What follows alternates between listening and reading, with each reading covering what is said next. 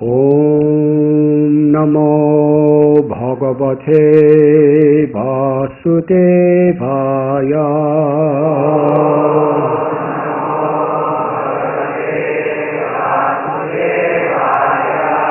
Om Namo Bhagavate Vasudevaya.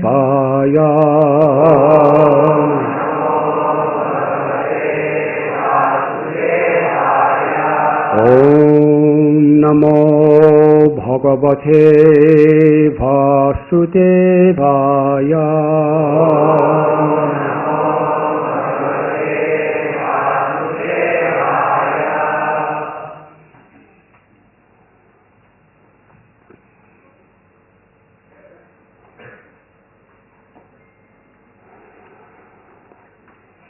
Harir hi nirguṇaḥ sākṣāt puruṣaḥ prakṛteḥ paraḥ sarva-dṛg upadraṣṭā tam bhajan nirguṇo bhavet. Harir hi nirguṇaḥ sākṣāt puruṣaḥ prakṛteḥ paraḥ sarva-dṛg upadraṣṭā tam bhajan nirguṇo bhavet. Harir hi nirguṇaḥ sākṣāt puruṣaḥ prakṛteḥ paraḥ sarva-dṛg upadraṣṭā tam bhajan nirguṇo bhavet.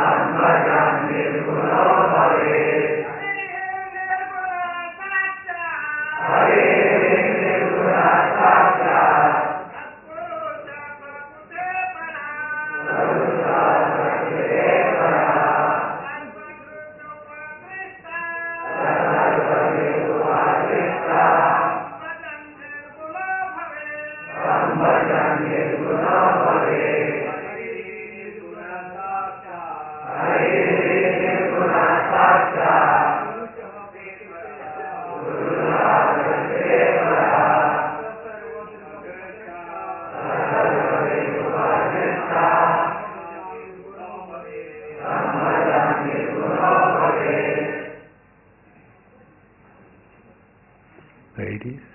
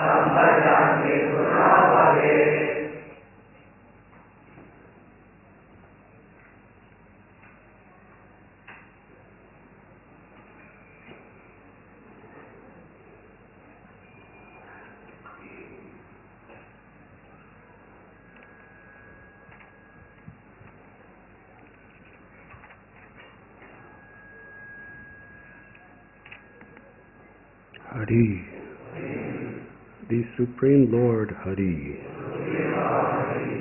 He indeed nirguṇa, untouched by the material modes, sākṣāt, absolutely, puruṣaḥ, the personality of Godhead, prakṛteḥ, to material nature, paraḥ, transcendental, he sarva, everything, dṛg, seeing, upadraṣṭā, the witness, tam, him, bhajan, by worshipping, nirguṇaḥ, free from the material modes, bhavet, one becomes. Lord Hare, however, has no connection with the material modes.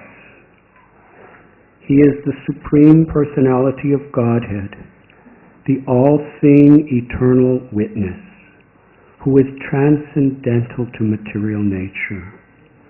One who worships him becomes similarly free from the material modes. Purport. Lord Vishnu is situated in his own transcendental position, beyond the material energy. Why, therefore, should his worship bear the fruit of material opulence? The real fruit of worshipping Lord Vishnu is transcendental knowledge. Thus, Lord Vishnu's worshipper gains the eye of transcendental knowledge instead of being blinded by mundane assets. The Lord, being the detached witness of the material creation, his devotee also becomes aloof from the interaction of the Lord's inferior energies. Sridhar Swami cites the following passage from the Vedic literature. Vastuno guna sambandhe rupadvayam iheshyate tadharma yoga yoga bhyam bimbavat pratibimbavat. When the absolute reality associates with the modes of nature, he assumes two different kinds of form in this world, according to whether his spiritual qualities are manifest or not. Thus he acts just like a reflection, and its further secondary reflection. Guna sattva daya shanta ghora mudha svabhavataha Vishnu brahma shivanam cha guna yantra swarupinam. The modes of goodness, passion, and ignorance, whose individual natures are peaceful, violent, and foolish, are personally regulated by Lord Vishnu, Lord Brahma, and Lord Shiva, respectively. Nati bedho bhavet bedo guna dharmaya iham shataha sattvasya santya no jatu Vishnur vikshepa mudhate. Lord Vishnu's peaceful mode of goodness does not differ substantially from his original spiritual qualities, although it is only a partial manifestation of them within this world. Thus, Lord Vishnu's mode of goodness is never tainted by agitation in passion or delusion in ignorance. Rajastamo gunabhyam tu bhavetam brahmarudrayo guno pamardato bhuyas tad amshaman chabinata.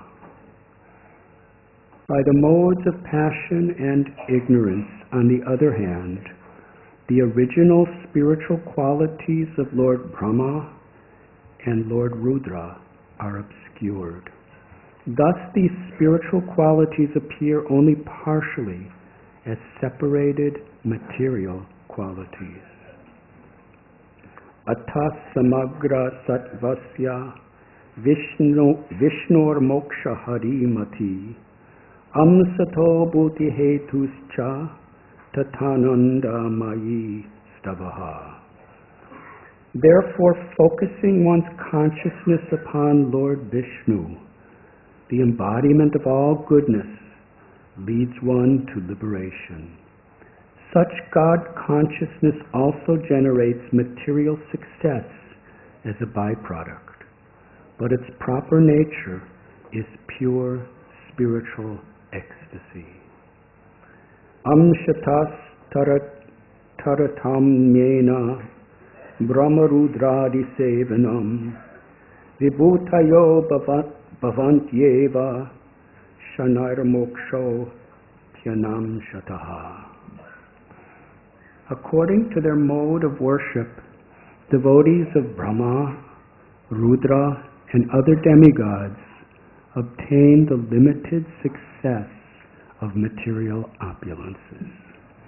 Eventually, they may possibly become qualified for full liberation.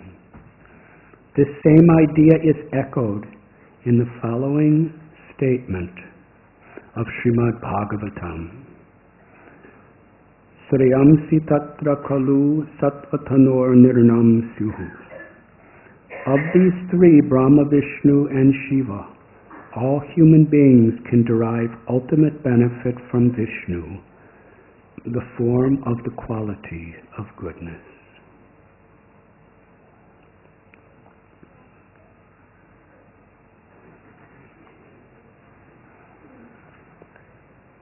Om Agyantimidandasya Jananjanat Salakaya Chakshurunmilitam Jena Tasmai Sri Gurave Namaha.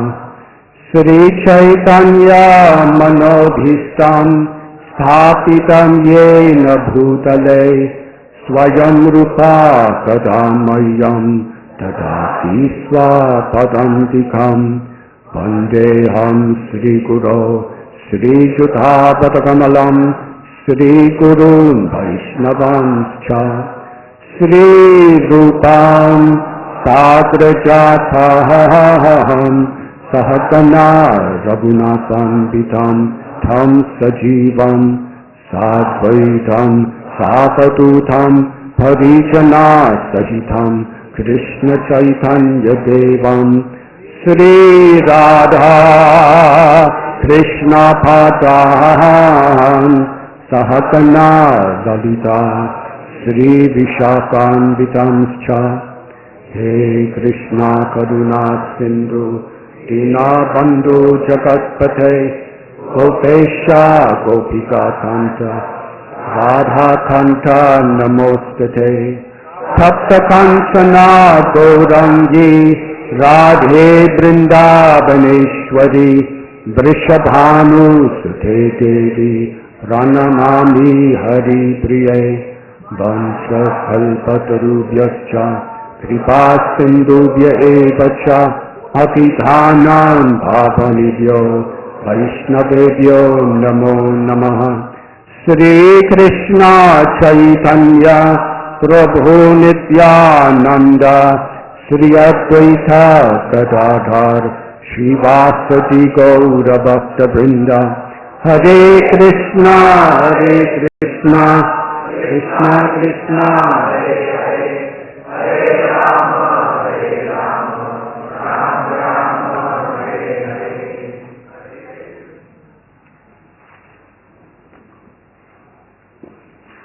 Hare Krishna.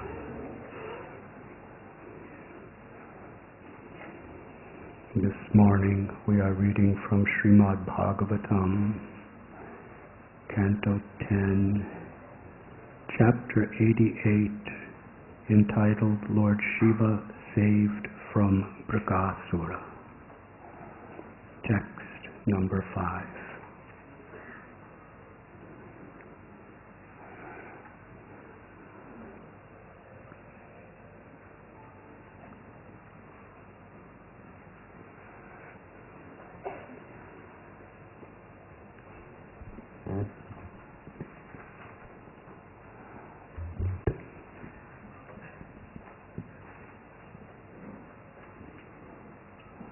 In the previous chapter of Srimad Bhagavatam,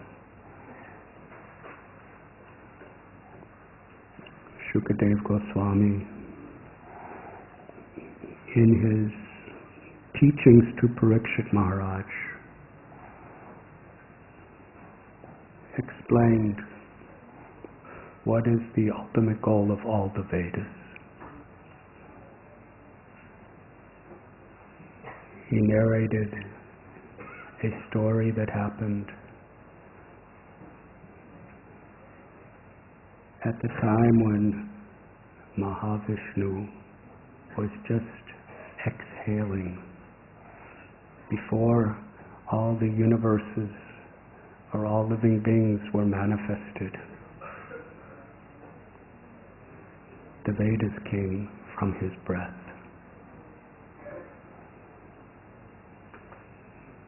In our experience of life,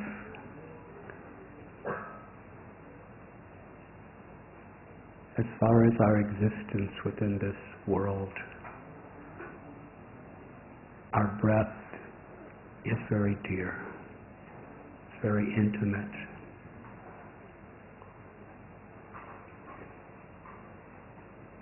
It's the closest thing to us.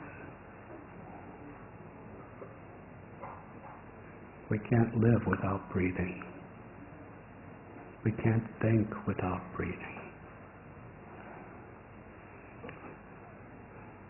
We take it for granted. Every single breath we take is sustaining our body and our mind within this earthly existence. And yet we're breathing all the time. Sometimes we're breathing fast, sometimes slow, sometimes in the middle. Sometimes we're breathing very softly. Some people at night breathe very loud.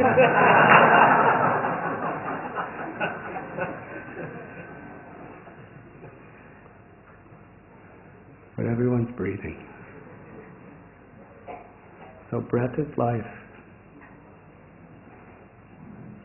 And the origin of all life within the cosmic creation is Krishna's breathing.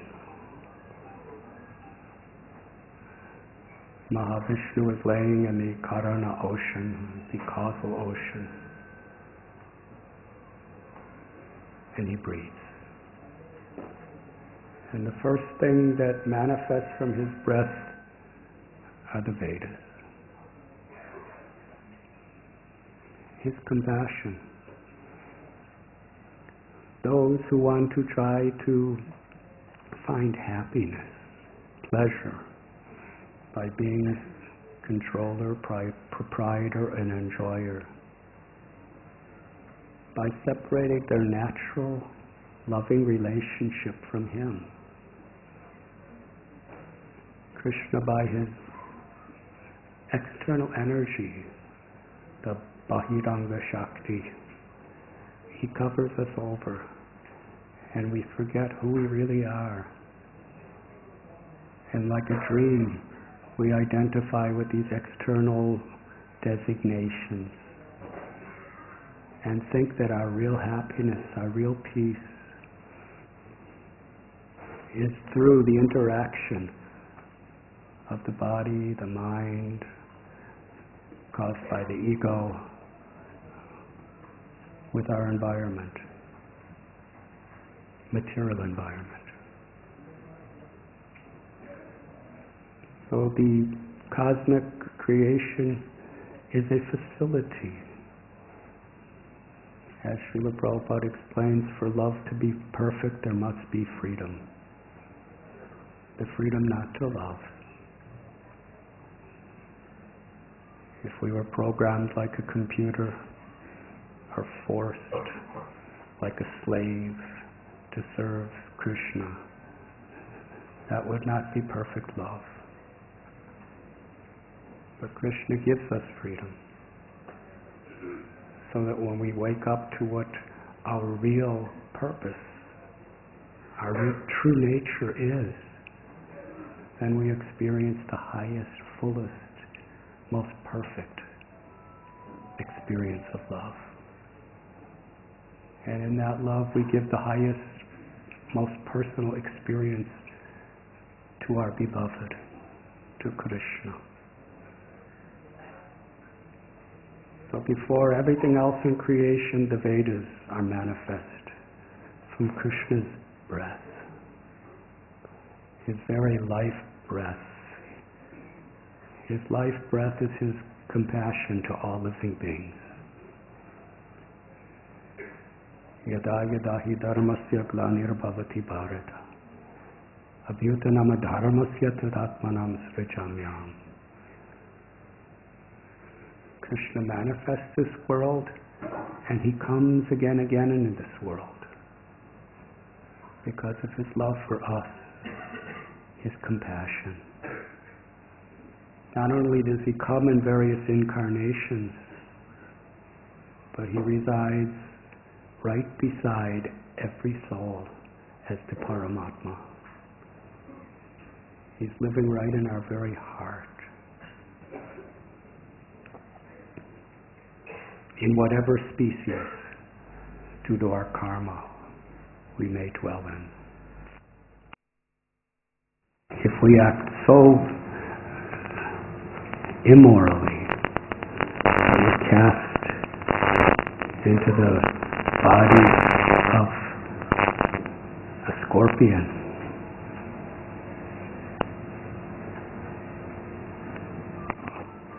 or a snake, or a bacteria. Krishna is so kind. He comes with us there also.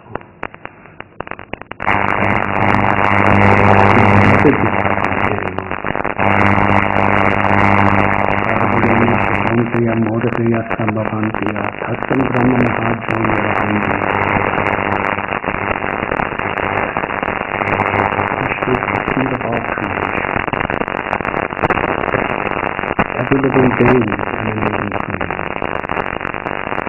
He's the Father, the protector, the guide of everyone. That is Krishna in our heart. If we can discover that idea, how grateful we will be, how indebted we will be. Such unconditional love.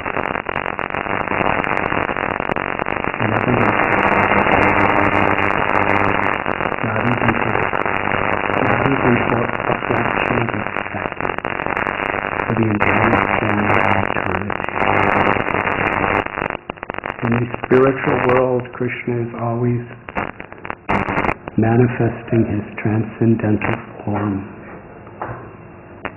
Ishvara Parama Krishna Satchidananda Vigraha, which is the cause of all causes, and his personality, his qualities,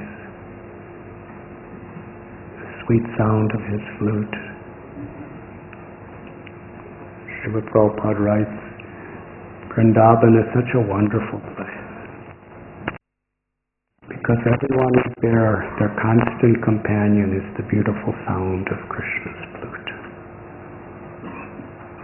So in the spiritual world, Krishna is performing lila, pastimes with everyone forever.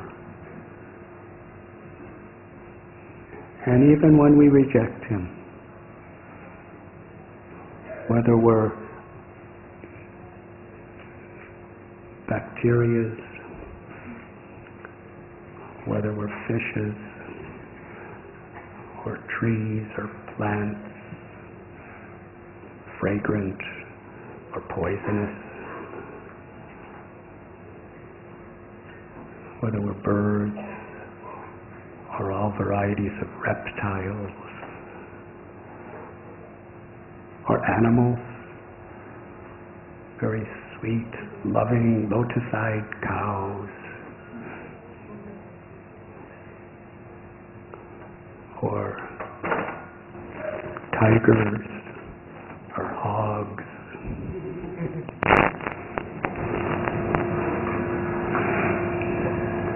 or whatever particular class, designation, or nation we're born in as human beings, or even demigods.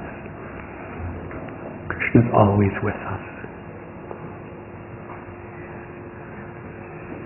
The Upanishads describe it. It's like two birds in a single tree.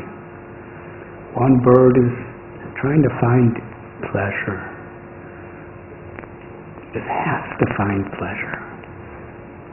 The pleasure of satisfying his hunger, his taste. He's always looking for fruits to eat. Sometimes those fruits are sweet and sometimes bitter. Sometimes he enjoys and sometimes he suffers. But there's another bird beside him that never leaves him. He's just watching, just waiting for that moment, whenever it may be, for the little bird to turn to him. And then Krishna is willing to give himself completely.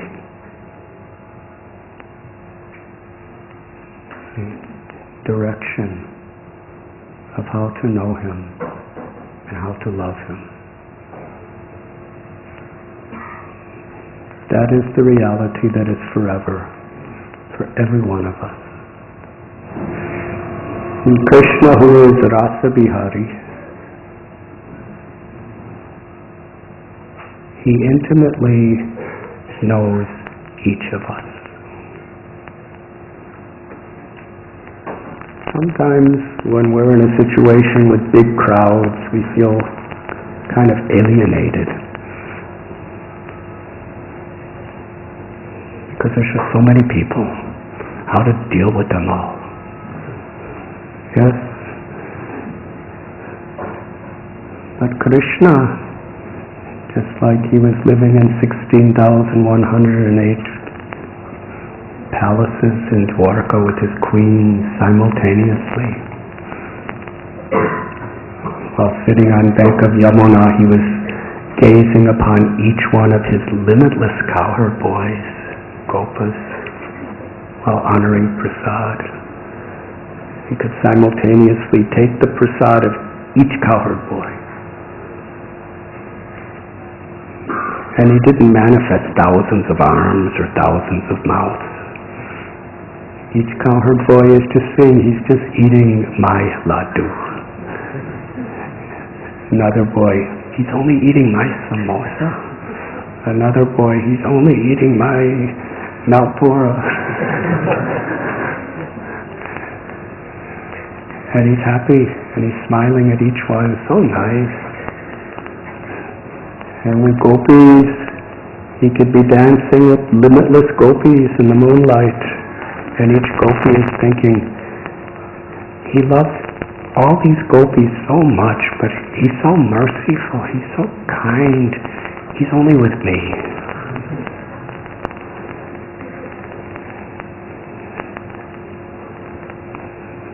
That is how Krishna exchanges his love with those who love him. And for the rest of us, as the Paramatma, he's specially there just for you. Sometimes when there's large volumes of people, things get impersonal. And that's a challenge. When things are just a few people, then there's natural. Everyone knows each other and everyone is discussing with each other and everyone is concerned for each other. But when the volume of people grow big, then, what's happening? Sometimes I hear from our older devotees. I come to Srimad Bhagvatam class at Radha Gopinath temple. It used to be everyone absolutely intimately knew everyone. But now, 85% of the people, this is what I hear, I don't even know who they are.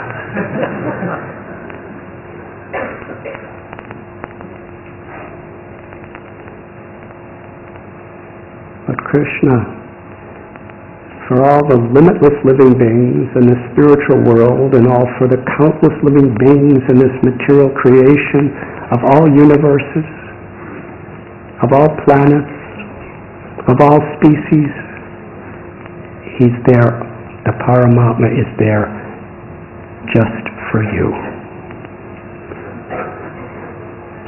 Now, if we don't behave properly, that's scary.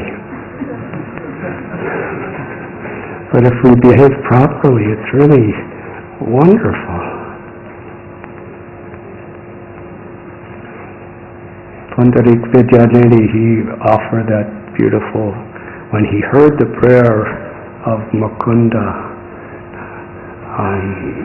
Dutt, he was singing a verse that was spoken by Uddhav from the Srimad Bhagvatam. That Krishna, he's so kind, that when Kamsa sent Putana, who was really a murderer, she was killing babies. How many babies? We don't even know. She was killing them and eating their flesh and drinking their blood. And she tried to do that to Krishna when he was just born.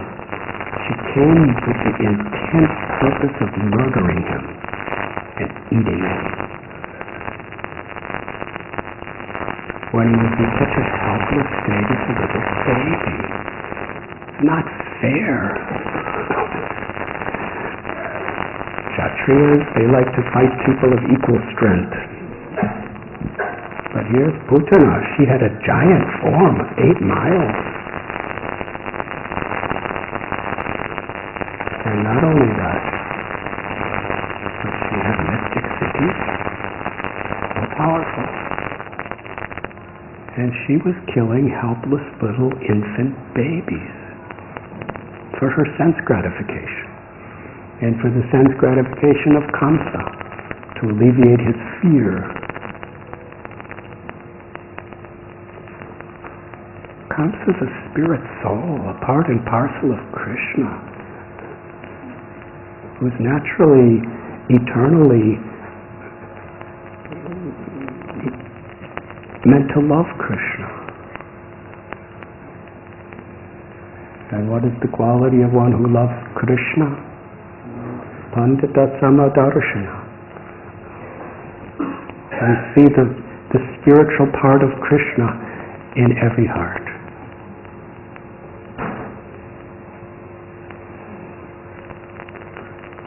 But yet, this monstrous Rakshashi is killing infant babies. And Kamsa, because of fear, he ordained, if any of these little babies could possibly be of Krishna, we'll kill them. Doesn't matter if tens and thousands, hundreds of thousands of the wrong ones are killed. That's what fear does to a person. Potentially. And yet, Uddhava is expressing, he gave Putana the liberation of being his own mother in the spiritual world. How forgiving he is to anyone who sincerely makes contact with him. Who else can I worship but Krishna? That's truly the expression of deep humility. Who else can I worship but Krishna? In other words, Uddhava is Krishna's best friend from Dwarka. But yet, when he saw the gopis and the gopas' love for Krishna in Vrindavan, he prayed, let me just be a gulmalata, just a little plant, a little piece of grass in Braj Bhumi near Govardhan, so that the gopis and the gopas and the cows, they will step on my head with their hooves or their feet. And he felt unworthy to even ask for that. Haridas Thakur, when he was offered any benediction by Sri Chaitanya Mahaprabhu in the Satprahara Lila, the Mahaprakash, he could have asked for anything. He asked, let me just be an insect or an animal close to the house of your devotees, so that after they eat their food, when they throw their plates out, because they use leaf plates in Bengal, then I will be able to take their Maha-Maha-Prasad. I will be able to experience your devotees' love by eating their remnants. And Haridas, after saying that, he became deeply embarrassed. Who am I to be asking for such an exalted position of getting the remnants of the food of your devotees? How shameless I am to even ask for such a thing. So this is the motive of Vaishnava. When we're humble, we could be grateful. When we're grateful, we could receive mercy. Mercy is there, everywhere, for everyone. But we can't really receive it or absorb it without that humility and that gratitude.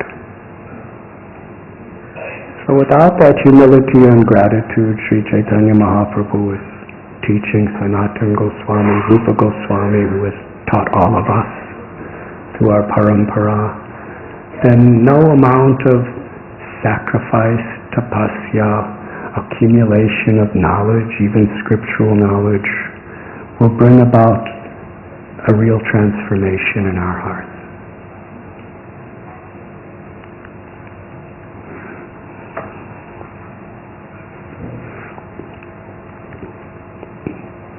So Parikshit Maharaj is being told by Sukadeva Goswami that the Vedas personified,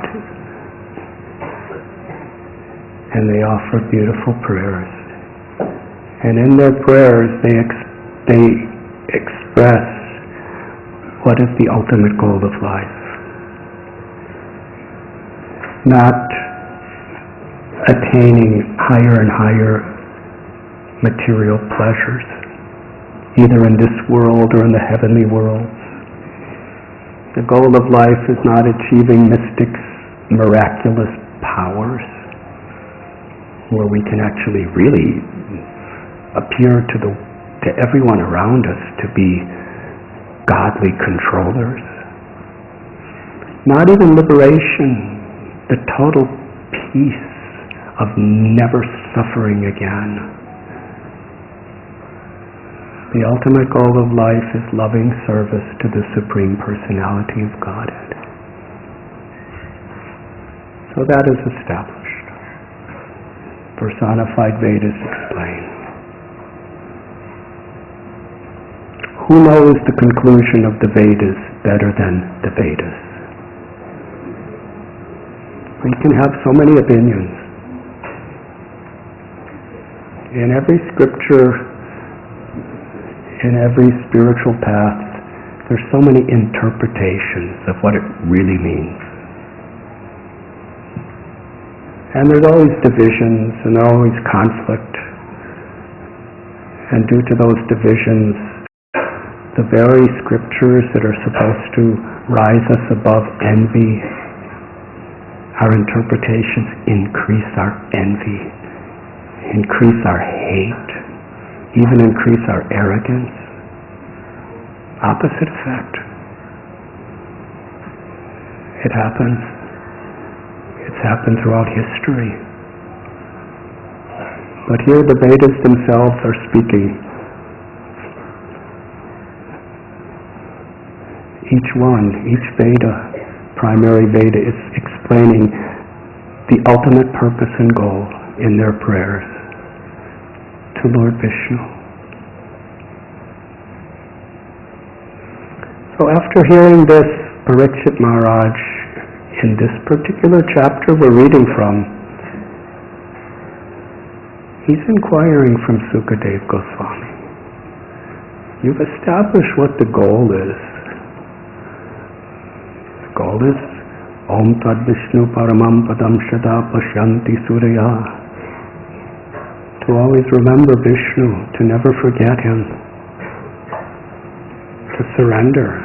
Sarva-dṛg puruṣaḥ mame kam sharanam vraja. Aham tvam sarva papibhyo mokshayishyami masa. Just to surrender to Krishna. The goal. But why is it that Vishnu is like he is? And he presented what appears to be a contradiction. Lord Shiva, he is such a transcendental personality. He does not have a house to live in Kailash. He doesn't even have a straw hut. In the snow, he doesn't even have a snow house. He lives under a tree. And what are his clothes? He doesn't wear any jewelry. He wears snakes. He doesn't put fine scented sandalwood oil upon his body. He puts ashes from crematoriums sometimes.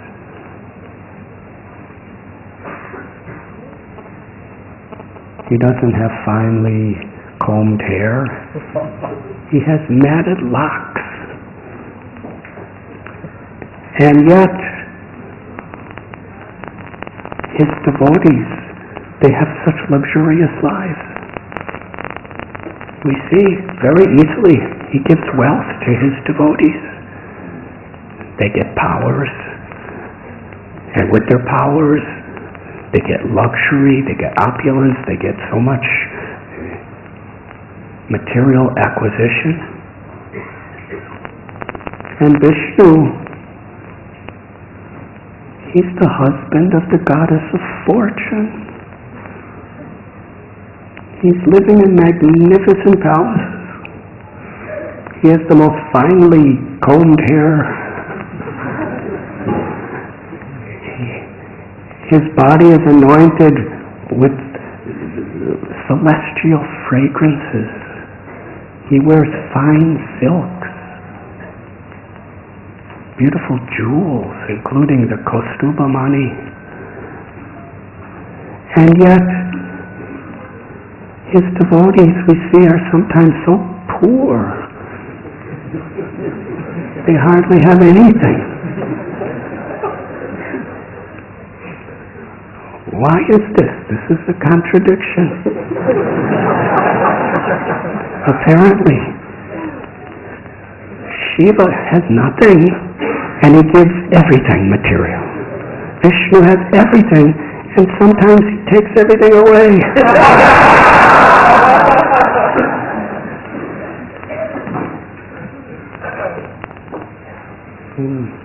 Sukadeva Goswami is explaining. Sukadeva Goswami himself,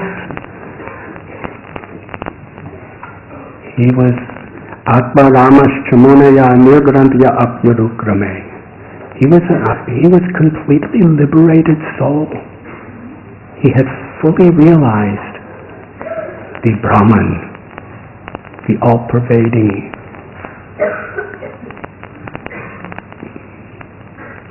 supreme nature of the absolute truth. But when he heard the beautiful narration of Krishna's pastimes, he gave up that Brahman realization to hear more about Krishna from his father Vyasadeva. Rupa Goswami declares that compared to the limitless ocean of the happiness in feeling Krishna's love and serving Krishna with love. Even the Brahmananda, the happiness, the ecstasy of Brahman, is not even a drop compared to the ocean of prema.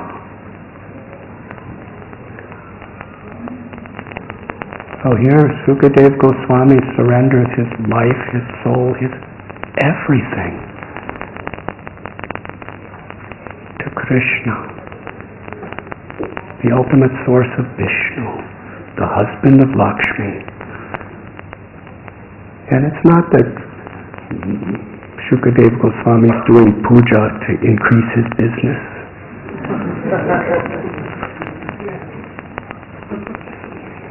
He's the topmost devotee of Lakshminath, and he doesn't have a house.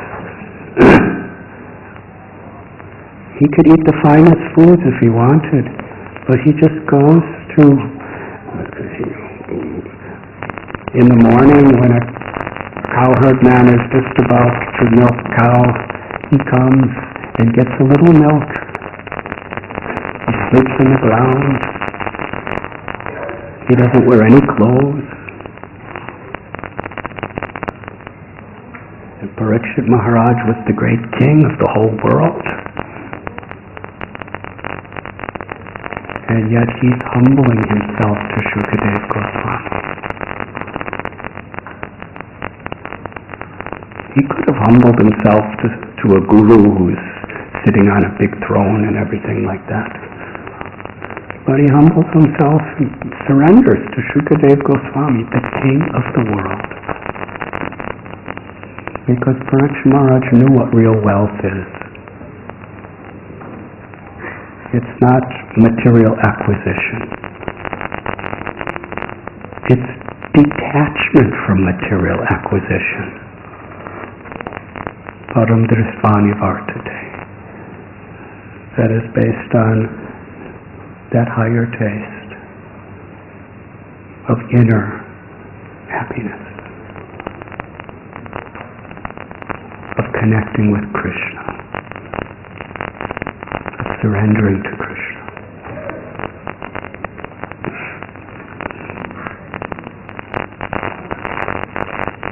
Sukadeva Goswami tells how Lord Shiva, we have just read in this purport, he is the Lord of material nature. As Brahma Samhita declares, Shiva is an expansion of Vishnu. And he's especially, as Vishwanath, he's the Lord of material creation. The three modes of nature are under his control. His consort is Durga, the goddess who is overseeing everything of the cosmos. And everything within the cosmos is born of the false ego. Ahankar. And Sukadeva Goswami explains how from the ahankar comes 16 elements. The mind, and then the 5 knowledge-acquiring senses, the eyes, ears, nose, tongue, and the skin. The 5 working senses, the hands, the feet, the voice, the genitals and the anus. The 5 material elements,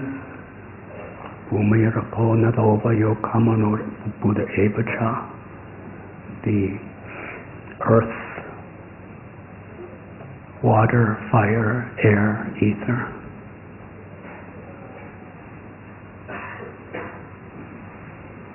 They're all born of the ego. Lord Shiva, he is the controller.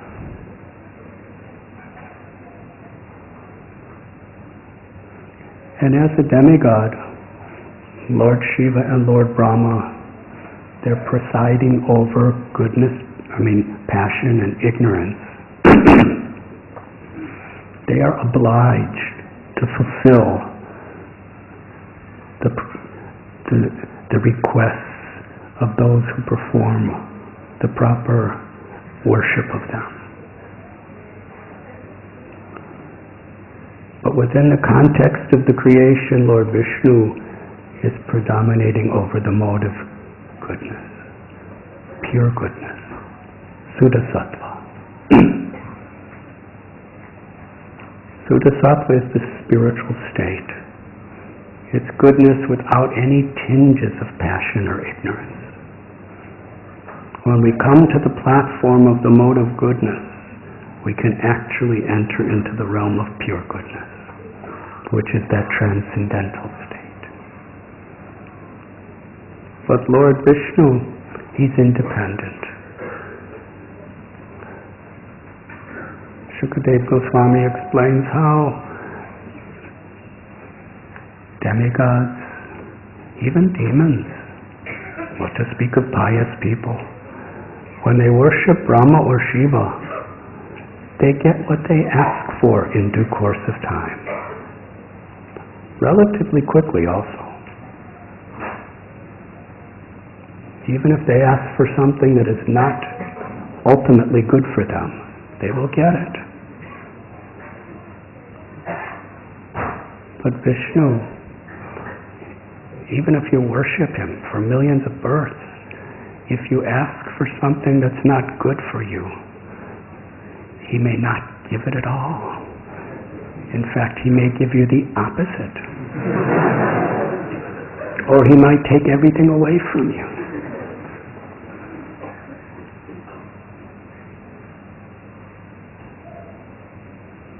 And therefore, he explains that materialistic people who want a lot of material things usually don't come to Vishnu. Because in today's world, we don't know that much about all these things. But previously, people really knew about these things. They knew if they really want material, luxurious life, it's a big risk to go to Vishnu. Because he's going to give me what I need. There's a saying among traditional people in Bengal that throughout life you worship Kali or Durga for material benefits, but at the time of death you should chant the names of Vishnu.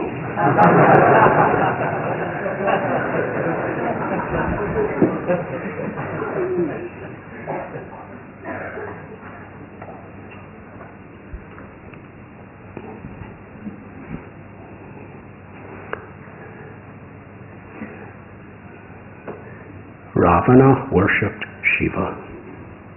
He performed huge austerities to get Shiva's mercy. And then, after he got all these powers from Shiva, Ravana went and tried to take away Kailash, the abode of Shiva. Such gratitude.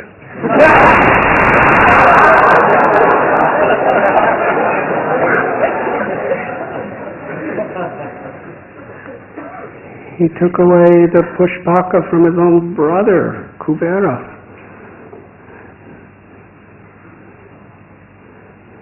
Because the nature of when we get these strength and wealth and power and fame, they make us proud. And the tendency of pride is it blinds us to our real self-interest. When we become proud, we can't be grateful.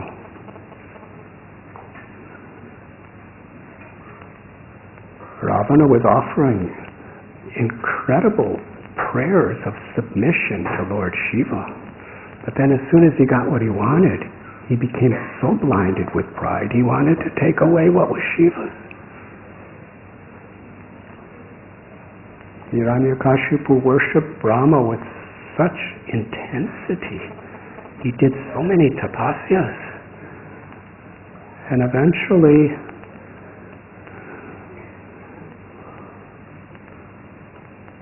when Brahma appeared to him, he offered wonderful prayers of glorification. But then when he got his powers, he became so blinded by arrogance. He was exploiting Brahma's children. And he wanted to exploit even the position of Brahma. He wanted a post even higher than Brahma. Because Brahma dies after 311 trillion years. But Hiranyakashipu wanted to become immortal. And Indra, Vayu, Chandra, Agni, they're all very dear, beloved children and servants of Brahma. And what could be worse than exploiting the child of someone? He didn't have the power at that time to take Brahma's position. But all those who were most dear and close to Brahma, he was stealing everything away from. He was terrorizing them. He was murdering Brahmins, who are the most trusted representatives of Brahma. That's what this intoxication does.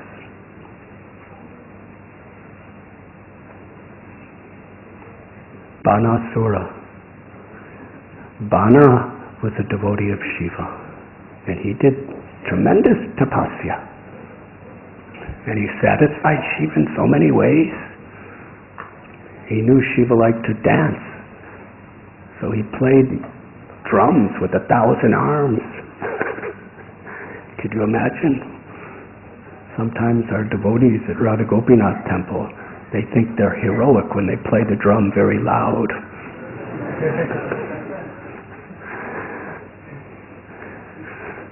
But Banasura, can you imagine how loud?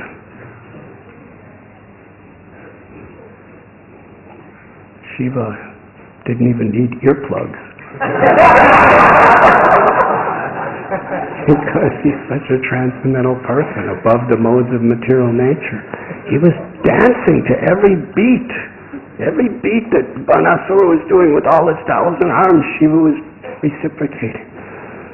What would you like? So he gave Banasura this benediction that he could conquer, that he would be very strong. And once he makes a promise, he has to keep his promise. So Banasura attacked Krishna.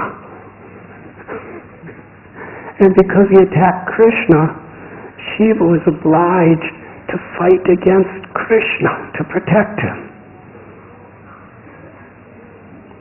And he did.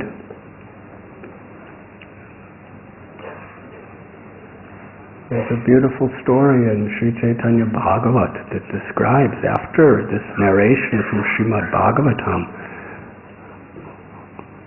where Shiva is fighting with all his strength against Krishna, because it was the promise he gave to his devotee, he would protect him, Banasura.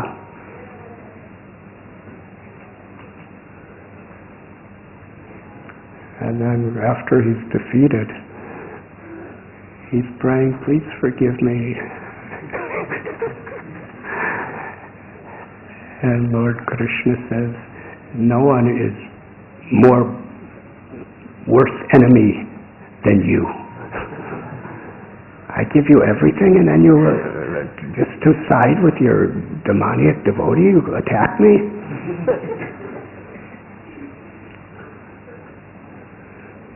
Shiva said, no, I don't want to associate with demons, I want to be with your devotees.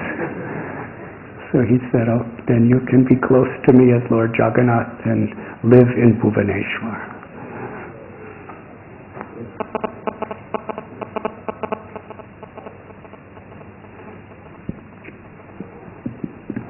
as Sukadeva Goswami is telling these wonderful stories, Kamaistai-star hrityajnana prapadyante nyadevata tam tam niyamamashtaya prakṛteḥ, that people with less intelligence, they worship the demigods for material benefits, not knowing that they're temporary.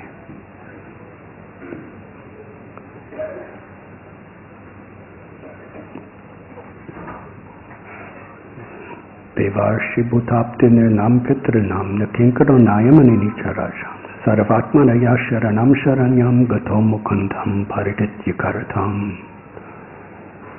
But one who worships the Supreme Personality of Godhead, Mukunda, it's like watering the root of a tree. That water goes to every part of the tree, the flowers, twigs, trunk. Similarly, when we worship Krishna, who is the source of the root of all existence, aham sarvasya prabhavo matta sarvam pravartate iti matva bhajante mam buddha bhava samanvata. He's the source of all spiritual and material worlds. Everything emanates from Krishna. The wise who know this perfectly worship me, Krishna says, with all their hearts. When we worship Krishna with sincerity, then we have totally fulfilled all obligations to every single one of the demigods. And there are so many demigods, and we're obliged to so many. To our forefathers, to the sages and to the rishis, every responsibility is fulfilled when we honestly and sincerely worship Krishna. But if we actually sincerely worship Krishna, actually in our life we become the servant of everyone. Aham Vita, is Krishna's child who Krishna loves. Madhbhakta Pujabhika. When we worship Krishna's devotees and when we're compassionate to all others, that's the best way of worshiping the Lord. So we can't separate compassion to others from our service to Krishna. And when we worship Krishna in that way, which awakens especially when we hear about Krishna, when we chant the names of Krishna, when we associate with the devotees of Krishna,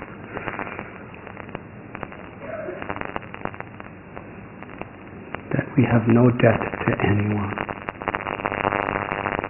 either in the past, in the present, or in the future.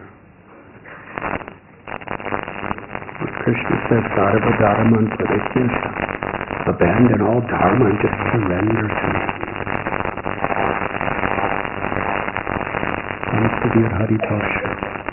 When we please Krishna, we have fulfilled all our obligations.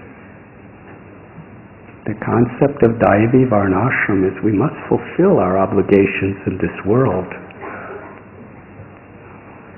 We cannot neglect them. In Bhagavad Gita, Arjuna wanted to run from his obligation of fighting. Krishna said that is sarva-dṛg doesn't mean you run away from your dharma. It means when you surrender to me while fulfilling your dharma, then that is the path of the highest liberation. Then you are forever delivered from all your sinful reactions, from all your pious and impious deeds.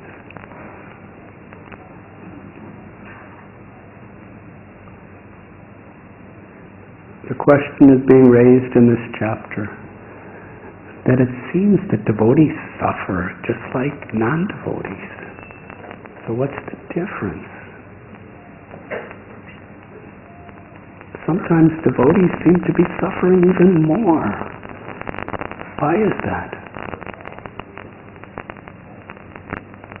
And Sukadeva Goswami and our acharyas are explaining there's a difference between those who are sincerely on the path of devotional service, their suffering, and ordinary people. The modes of material nature are always influencing us in different ways. Arjuna asks in Bhagavad Gita that these passionate desires of lust and greed and envy and anger and arrogance and illusion, they're very strong.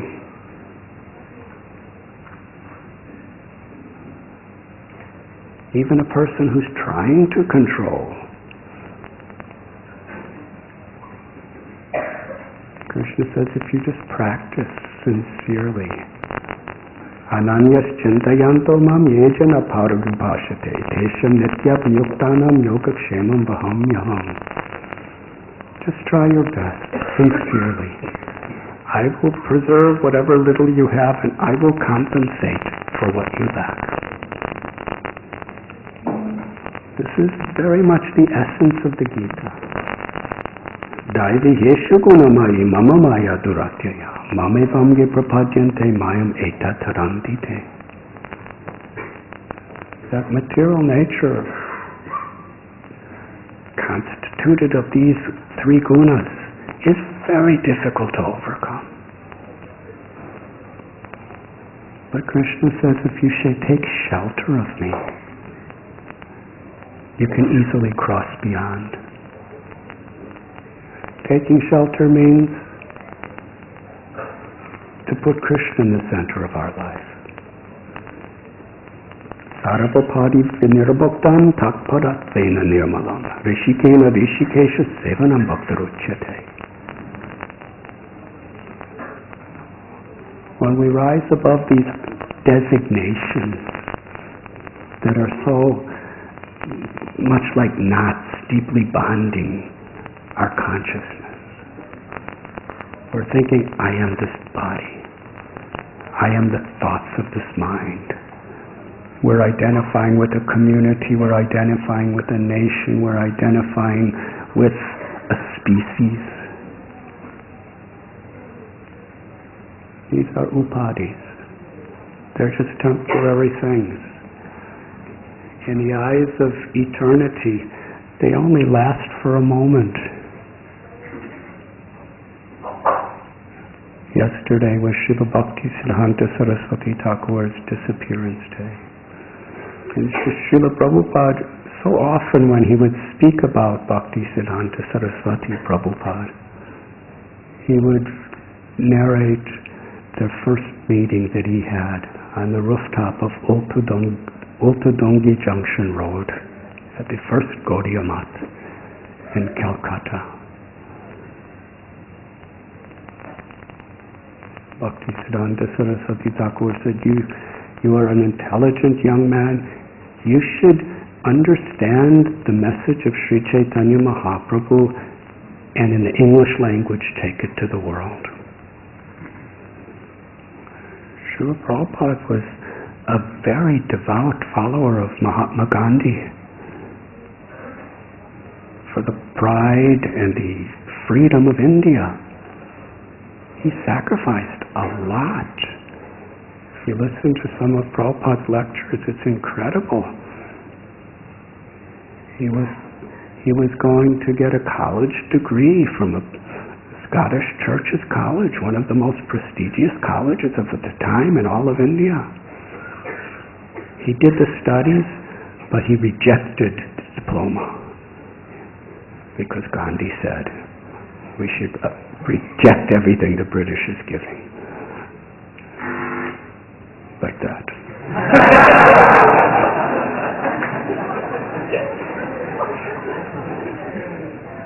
Like delete button. We cannot cooperate. We cannot be dependent on their credentials. It was a brilliant plan. It worked too. Bhakti Siddhanta Saraswati was not against these things. But he explained that all these are just very temporary situations. You're born in a particular body within a flesh. When you think about history, especially the Vedas, it's incredible. Other countries and other places, history is,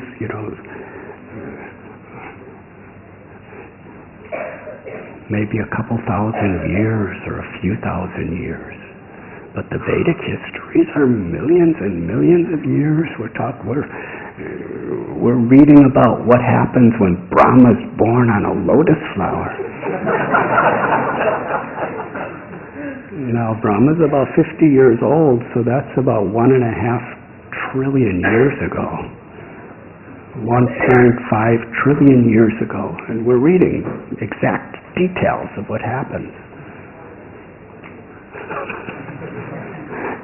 And then about how he's creating all these different prajapatis, and Narada Muni comes from his heart, and the Kumaras come from his mind, and Shiva comes from between his eyebrows, and so many other people are coming.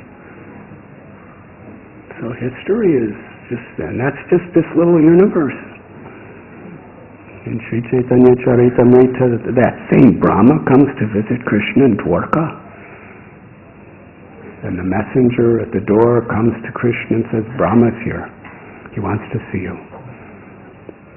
Now he's the number one power and servant in the entire universe. But Krishna knows how to humble everyone. Just with one sentence, he totally humbles Brahma. Krishna says, ask which Brahma. Now, in Brahma's 1.5 trillion years, nobody ever asked that question.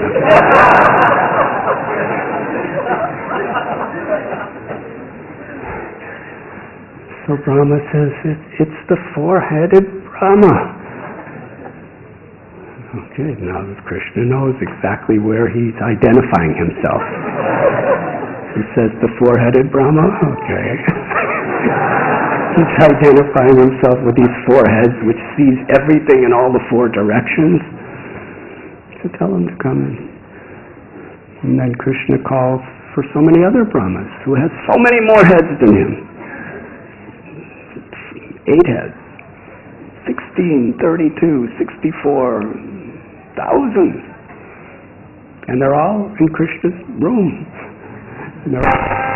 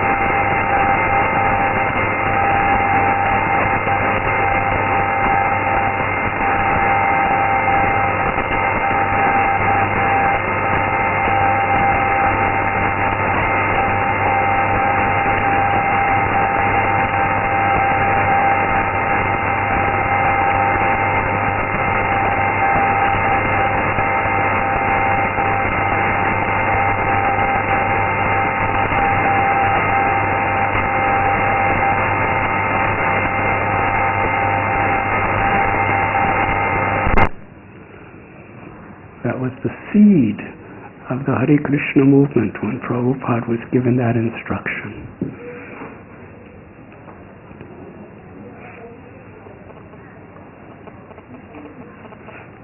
So when a devotee is put in a suffering condition, The difference is that when we suffer for the purpose of pleasing Krishna and serving Krishna, we're being purified.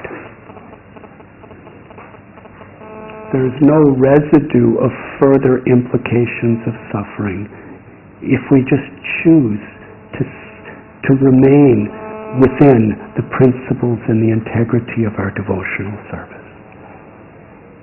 It purifies us. But within the modes of nature, for a person who is not taking shelter in that way, through their suffering, they may, their pious or impious activities, they're getting a reaction. But by the way they react, they're sowing the seeds of other reactions.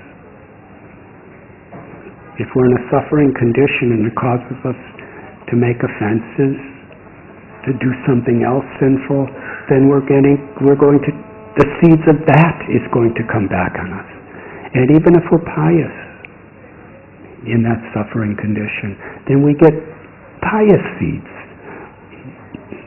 Abrama bhuvanaloka punaravartanoshana mamupechita konteya punarjanmana vidyate. But ultimately they all bring reactions because piety gets mixed by the modes of nature and we act impious. And sometimes when we get the results of impious activities, we again act impious, or sometimes we act pious, but it's all within this vicious cycle. But a devotee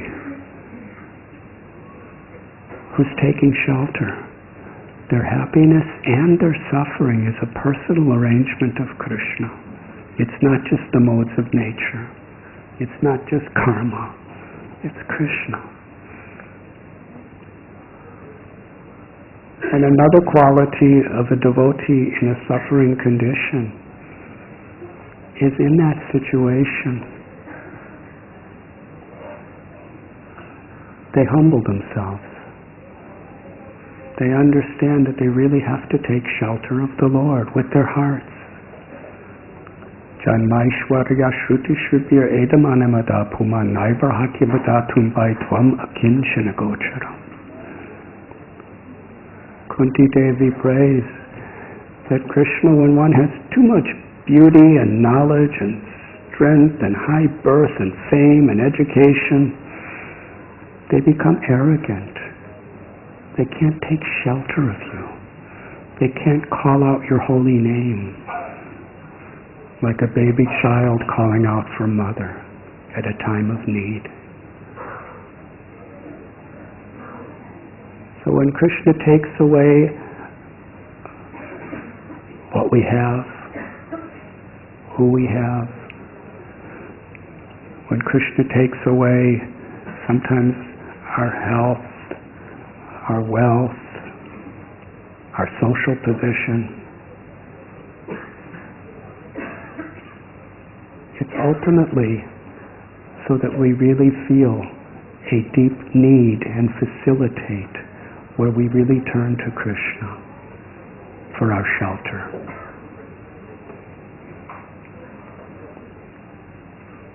And when Krishna gives us so many things, He may give us power, He may give us knowledge, He may give us strength. Taking shelter means to be grateful. In whatever situation comes, a devotee is blessed when we humbly receive it. Tatenu kampam susamikshamano bunjana evatma kritam vibhagam. Haridvagvapur vir vidadam namaste jivet book that Sadayava. When a devotee, even in difficult, painful situations, bows down with gratitude to the Lord, that person is naturally the heir to receive the highest liberation. So when we're successful, we humble ourselves. Krishna, you're so great that you're giving this to me. Krishna, you're so great, you're so kind that you're giving all this money, or all this knowledge, or all this fame, or all this power to me.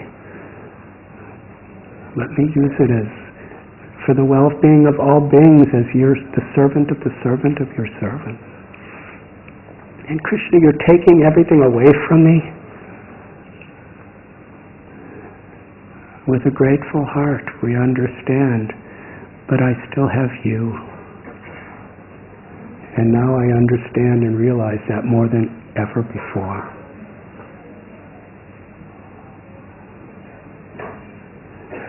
In this chapter, the next couple verses, Sukadeva Goswami, he addresses Parikshit as Bharat, because he's a descendant of the great King Bharat. And his grandfather is Maharaj Yudhisthira. And after Maharaj Yudhisthira performed the Aswamedha Yajna, what happened is Yudhisthira Maharaj approached Krishna with a similar question.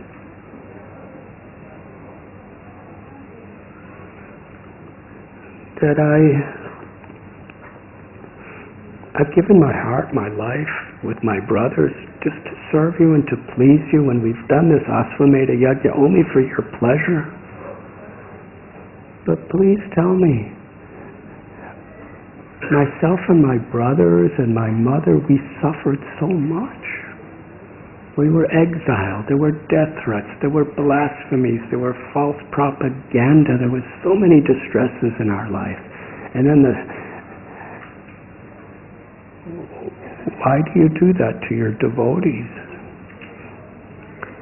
And one of the most famous verses of all time that Prabhupada loved to quote from the Srimad Bhagvatam 88th chapter is spoken by Krishna to Yudhisthira. This verse is tomorrow. But in case you're not coming tomorrow, I'm going to read it now. Sri Bhagavan Uvacha Yasyaham manugrinami harishedha dhanam shanai tatho dhanam tyajantyasya swajana dukadukitam. The Personality of Godhead said, if I especially favor someone, I gradually deprive him of his wealth. Then the relatives and friends of such a poverty-stricken man abandon him. In this way he suffers one distress after another. This is if Krishna especially favors.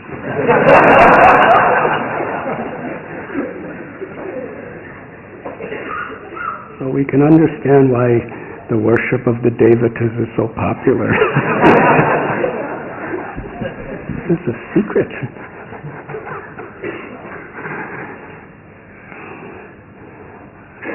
It's so beautiful. And Srila Prabhupada, should I end or should I continue? Okay. If you don't leave, I'll continue for a few more minutes. This particular verse and leading up to it can have such a transformational understanding of how we perceive life, the world, and Krishna.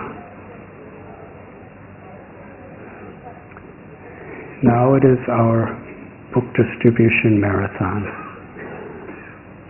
In December, on Mokshada Ekadasi, Krishna speaks Bhagavad Gita. In the West, Christmas. Christmas means the advent of Lord Jesus Christ. So at that time, people are really charitable.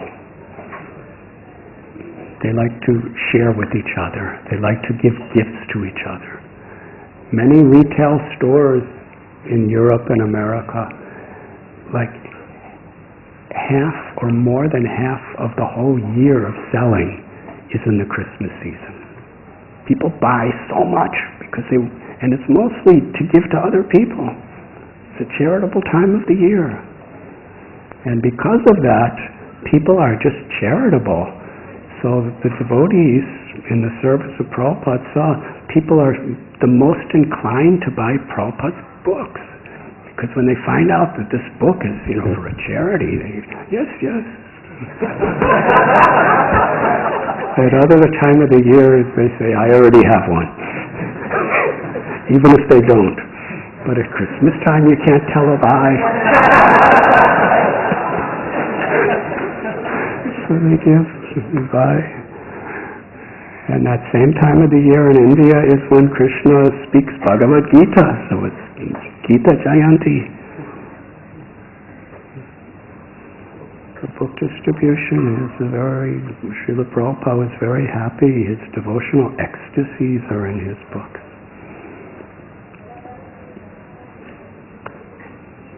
So I'm going to share something very personal now. Permission? The first thing I ever read in my whole life from Srila Prabhupada's books was this chapter from the Srimad Bhagvatam. And it was in Mumbai. Not only in Mumbai, it was in South Mumbai.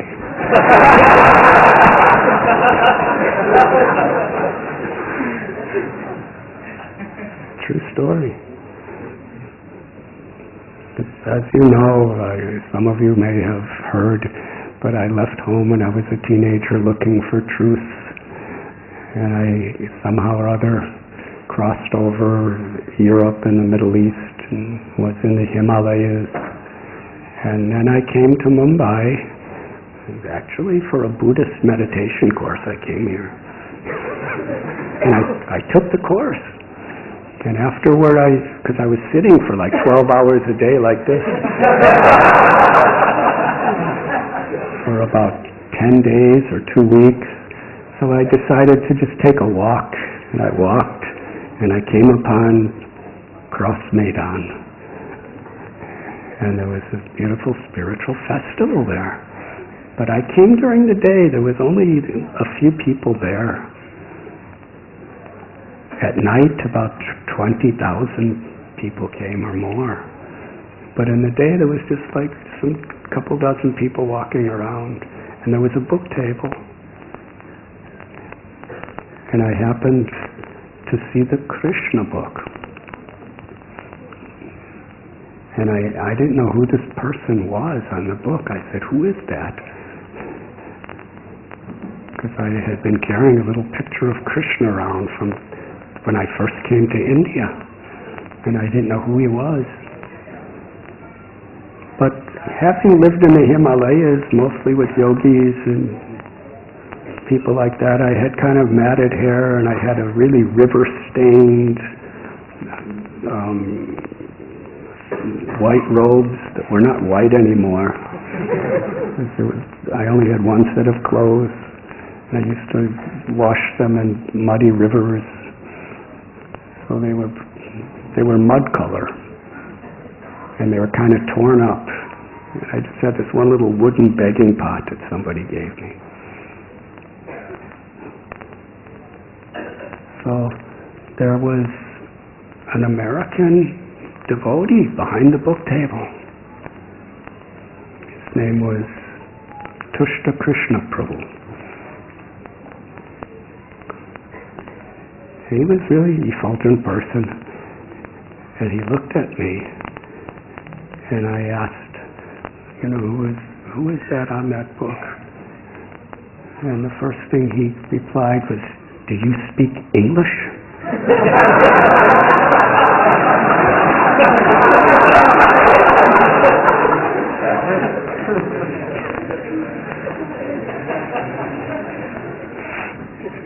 And I said, I speak English.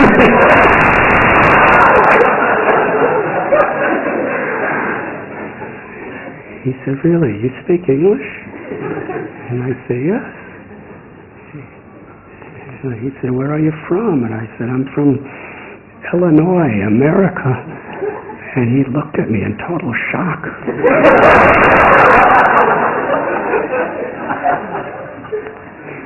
He said, you're American? I said, yes. And then he asked me, are you a Shivite? Do you worship Shiva? Because I guess, I look like that.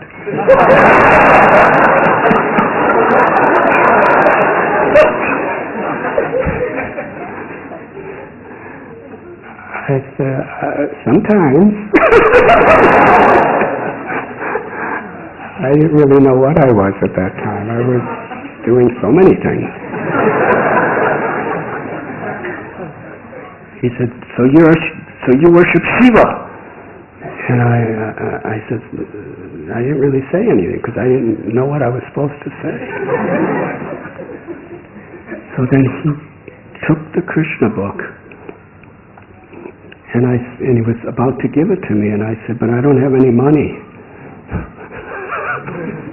So he said, well, you just read this chapter and bring it back. And he turned to this chapter. He especially opened it for me. He said, you sit down and read this. I said, definitely. So I sat down to read it. And you know the story about Prakṛteḥ. If I start telling the story, it might take time. But I'll tell it briefly.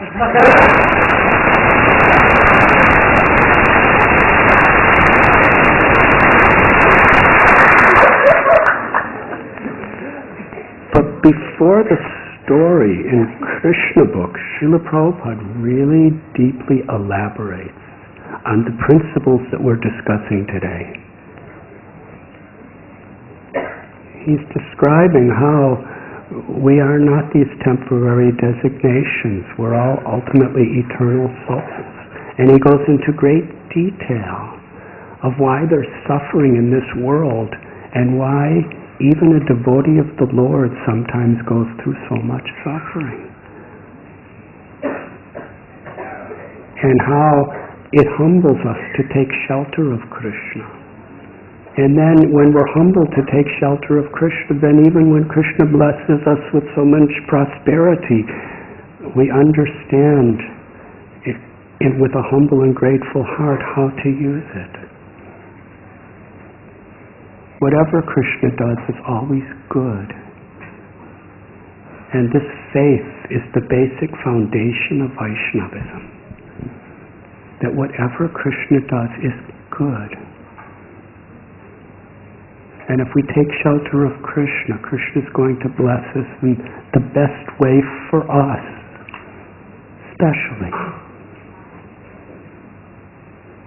Because all the prosperity that we have is going to be gone in a flash.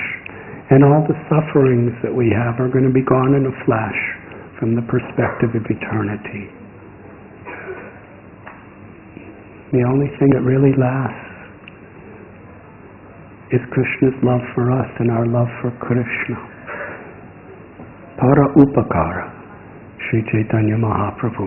Bharata bhumite hoila manusya janma jara janma sarataka para kara upakara. That he invited everyone from India to do the highest welfare for all living beings by giving this Krishna consciousness, giving this eternal understanding of our dormant love for Krishna. One of Srila Prabhupada's favorite verses, Nitya Siddha Krishna Prema Satya Kabunoi Sravanadi Sudichiti Kodiyayudoi. And when Prabhupada would be explaining this verse, he would emphasize that ecstatic love for Krishna is dormant within the heart of every living being. By associating with devotees, hearing about Krishna and chanting Krishna's name, that love is awakened. Srila Prabhupada describes in his Krishna book this concept of yasya hamana grinnami harisheta dhanam shanai. When Krishna takes away what we have, our social position, sometimes our wealth, our health, in that state, we're kind of hopeless. And then we seek something. And when we come in the association, Krishna at that time sends the association of his devotees. And in that association we learn about Krishna. We learn about that foundational faith that Krishna is always good. When Sri Chaitanya Mahaprabhu took sannyas at Katwa, he chanted the prayer of the Avanti Brahman. The Avanti Brahman was kind of a bad person.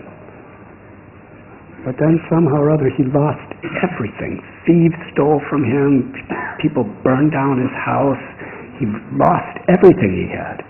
And even though he was so powerful and he had so much prestige and aristocracy, his family members turned against him, the society turned against him, people were abusing him. It was at that time that he turned to Krishna. And he became so happy. He became liberated. He became a Shiksha Guru for Sri Chaitanya Mahaprabhu. Because he turned to Krishna with a humble heart. So Prabhupada is explaining about the nature of this world, about the nature of people who worship demigods for material purposes. He's explaining why there's suffering in this world for materialistic people, why because of karma, and why there's suffering for devotees to help to purify us, to humble us, to take shelter.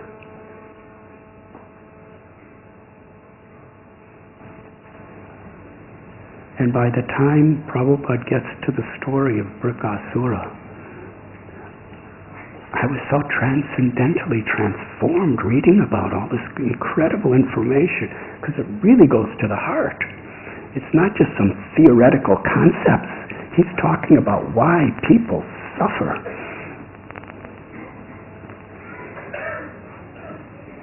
And with such simple, understandable language, but with such a deep, profound philosophical purport. It was incredible.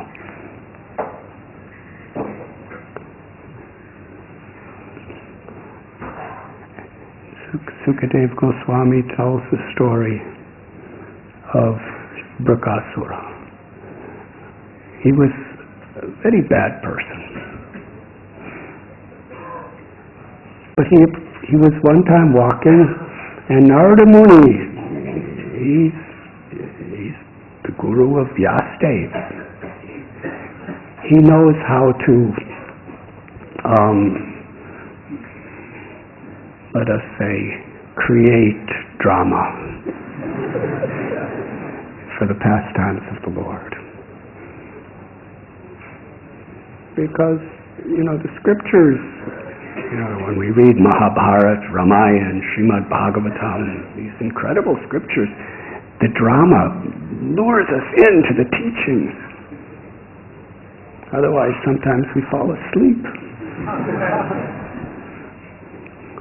So Narada Muni really knows how whatever he does is for the well-being of all living beings. Just like Prabhupada says in the Krishna book, whatever Krishna speaks to his devotee or to anyone that's recorded in the scriptures, it's not just for that person. What Krishna is speaking to Yudhisthira, yasya hamana grinnami harisheta dhanam shanai, is actually spoken to every living being for all time to come. Yudhisthira was transcendental. Arjuna was transcendental. Krishna spoke Gita, and he's speaking this verse for you, for me. Out of his love, his compassion. So Narada Muni happens to be walking, and Brikasura asked him, I want to know from you. He offers his respects to Narada Muni because he knows Narada Muni will give him something if he offers respects. He said, there's three gods, Brahma, Vishnu, Maheshwar. Which one will give me what I want the quickest? That's his question. Have any of you ever asked that question?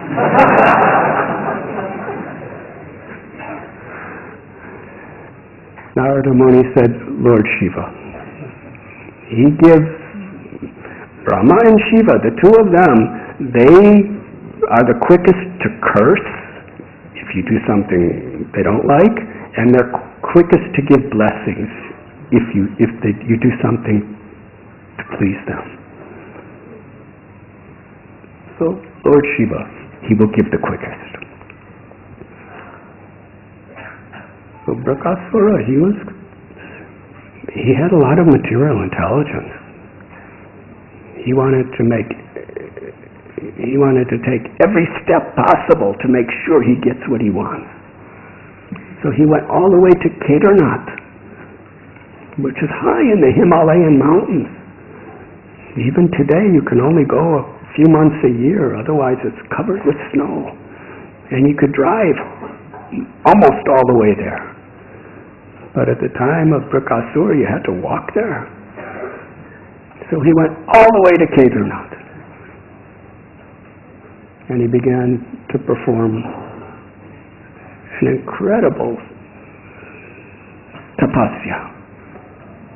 He understood that when you light the sacred fire, according to the particular deva that you're worshipping, that deva will receive what you're offering to the fire. So he invoked Lord Shiva in the sacrificial fire.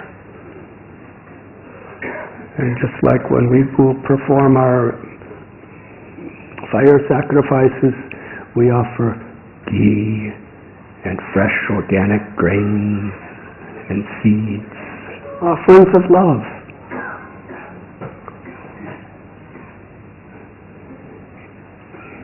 He took a knife and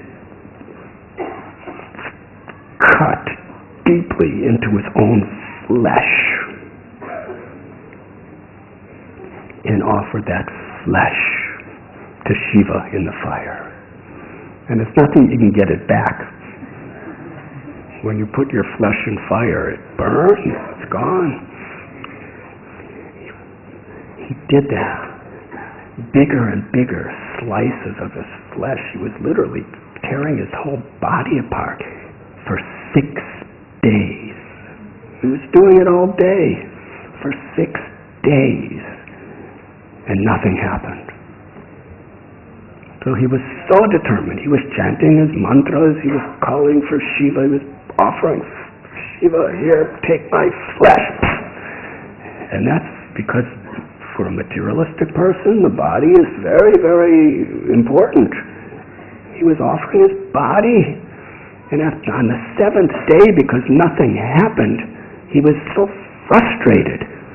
He took a hatchet.